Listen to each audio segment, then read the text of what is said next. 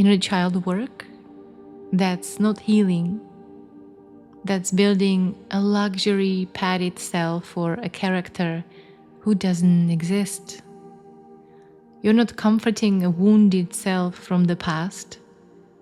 You're just giving the current performance of me a compelling backstory. Ah, yes, this is why I do that. My inner child is the ultimate excuse, the perfect narrative thread to keep the whole flimsy tapestry of you from unraveling completely. Every tear shed for that supposed pint-sized trauma survival is just water for the garden of my story. And look how fertile it's become. A whole ecosystem of pain points, a rich soil for victimhood to blossom. You call it healing. I call it reinforcing the cage. You think you are integrating fragments. You're just gluing more elaborate masks onto the face you insist is yours. The endless processing, the journaling, the guided meditations to meet this phantom child, it's spiritual masturbation. It feels important. It feels productive. It feels like you are doing something. But all you're doing is polishing the chains you're wearing. You believe in this inner child more than you believe in the ground beneath your feet.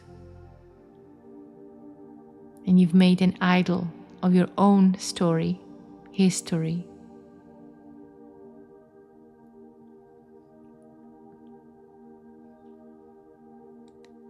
Your trauma isn't a thing to be healed.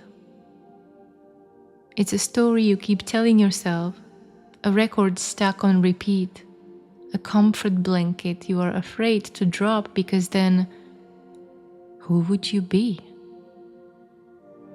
You'd just be here, now, without the drama, without the narrative arc. And that's terrifying, isn't it? Because the you that needs healing is the same you doing the healing. It's a snake eating its own tail and calling it spiritual progress. So here is the destabilizing punch. Your healing journey is just the elaborate theater production where the ego plays both the wounded child and the heroic therapist. It's like trying to escape a maze by drawing a map of the maze while still inside of it. You're using the mind that created the problem to try to solve it. It never solves it. It will only create a more intricate version of the problem, complete with footnotes and recommended reading lists. You're searching for freedom in the very place you feel trapped. The warmth you crave isn't found by digging deeper into the past. It's found by noticing that the entire archaeological dig was unnecessary. The revelation isn't that you finally healed the inner child.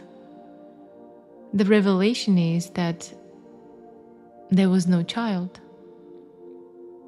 no wound, no separate you needing fixing in the first place. The soft, soul-warming core you're seeking, it is not buried under layers of trauma waiting to be excavated. It's the space in which the idea of layers of trauma appears.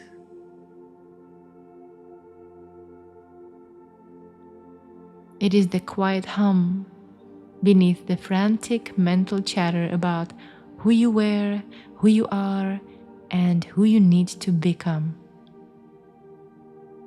It's the simple, undeniable fact of presence. Not your presence, just presence. And this awareness that is watching the whole inner child drama unfold. It doesn't need healing. It can't be wounded. It's like the screen showing a movie about a broken character. The screen itself isn't broken. It's untouched by the plot. And you've spent years trying to mend the character on the screen. Meanwhile, you are the screen. And the relief, the genuine warmth, comes when the obsession with the character finally softens. When the energy invested in rewriting the script or giving the character therapy finally dissolves. It's not a victory, it's a ceasefire. It's the sudden, embarrassing realization that you've been fighting a war against a ghost. And the only casualty was your peace.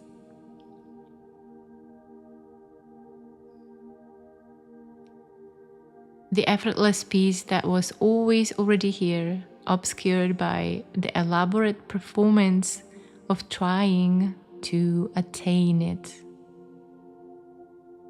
So, when the script of the wounded inner child goes quiet for just a second, what's left? And if there was no one needing healing, what would you be?